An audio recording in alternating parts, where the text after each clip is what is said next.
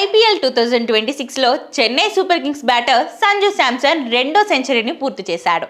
ముంబైలోని వాంఖేడే క్రికెట్ స్టేడియంలో ముంబై ఇండియన్స్తో జరిగిన మ్యాచ్లో ఇన్నింగ్స్ చివరి బంతికి 4 కొట్టి ఈ సీజన్లో తన రెండో సెంచరీని పూర్తి చేసుకున్నాడు సంజు. 54 బంతుల్లో 101 రన్స్తో అజేయంగా నిలిచాడు. దీంతో చెన్నై సూపర్ కింగ్స్ నిర్ణీత 20 ఓవర్లలో 6 వికెట్ల నష్టానికి 207 పరుగులు చేసింది.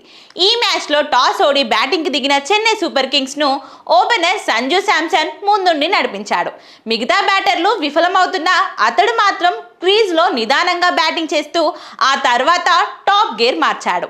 ఆ తర్వాత 4లు 6ర్లతో విరుచుకుపడ్డాడు. చివరి ఓవర్లో 2 6లు, 1 4 కొట్టి చివరి బంతికి సెంచరీ పూర్తి చేసుకున్నాడు సంజు. మొత్తంగా 54 బంతుల్లో 101 పరుగులు చేసి అజేయంగా నిలిచాడు.